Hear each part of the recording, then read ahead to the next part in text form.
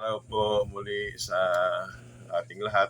Yung mananaw ng episodes natin ay nabanggit po natin na ang pasma po, no, ang nagkakaroon po ng problema ay yung mga muscles. At dapat maunawaan natin o ano ba yung mga muscles, no? Kasi hindi po ito talaga tinatalakay ng mga doktor kasi hindi naman po talaga nila pinag-aralan yung mga muscles. So, ang alam lang po nila sa mga muscles ay yung pangalan ng muscles at kung nasaan itong mga muscles. Pero, papaano sila kumikilos, no, gumagalaw, at nagbibigay ng karamdaman sa mga tao ay hindi po nila alam. No? So, yung spasm, yan po yung paninigas ng mga muscle, yan ang pinagmumula ng maraming karamdaman, no? At iba-iba po ang uri ng muscle, no?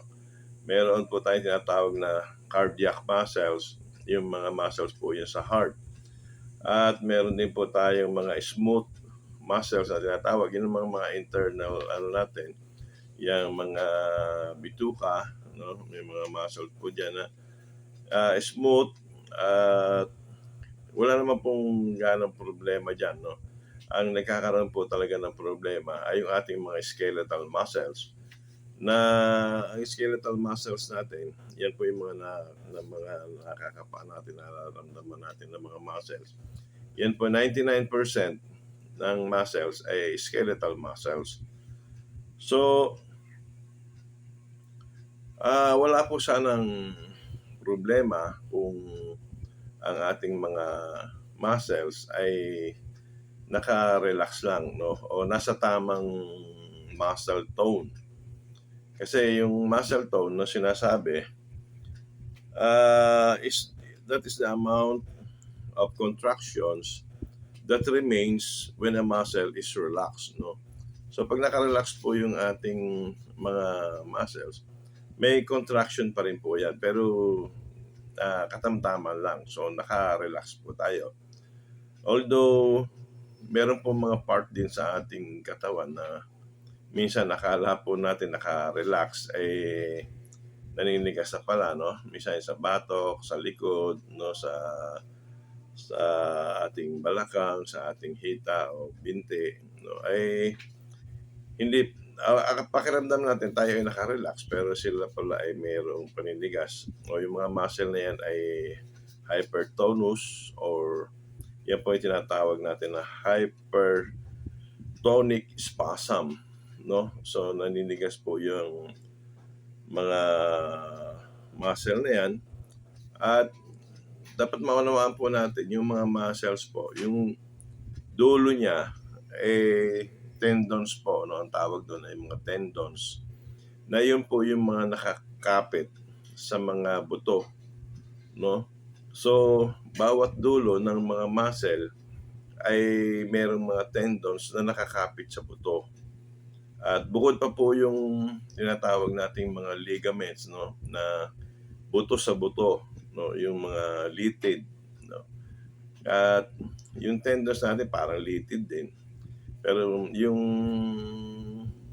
ligaments, mas matitigas po yung bone to bones, at yan po ay limited, no, ang movement.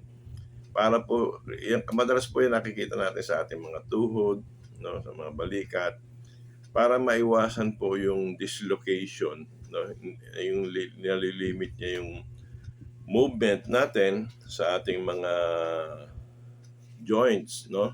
So nagkakaproblema po yung mga muscle pag nanigas po, kasi yung mga muscle nagko-contract siya, at yung dulo, both ends ay umiiksi, no, hinahatak niya. So ang dalawa nga pa po pala yan, no, ang mga muscle ay merong flat muscle at merong round muscle. Sa flat muscles, wala po tayong mga problema gano dyan, no. Kasi flat muscles, hindi po yan naninigas, no? Gaya po yun sa ating mga sa puwet, no? Mga pang-upo natin, karamihan po yan ay mga flat muscles. So, wala pong problema. Ang nagkakaproblema po tayo, yung mga round muscles, no? Yung malalaking muscle yan, ano, maliliit na muscles yan. Pag round muscle po yan, no, ay pwede po siyang manigas, no? At ang paninigas niya ay dahil po dun sa accumulation ng lactic acid. Ang lactic acid naman po ay pinoproduce din po talaga ng ating mga muscle, no? So, yung ating pag-exercise, no, ating pagkilos, nagpo-produce po yan ng certain amounts of lactic acid.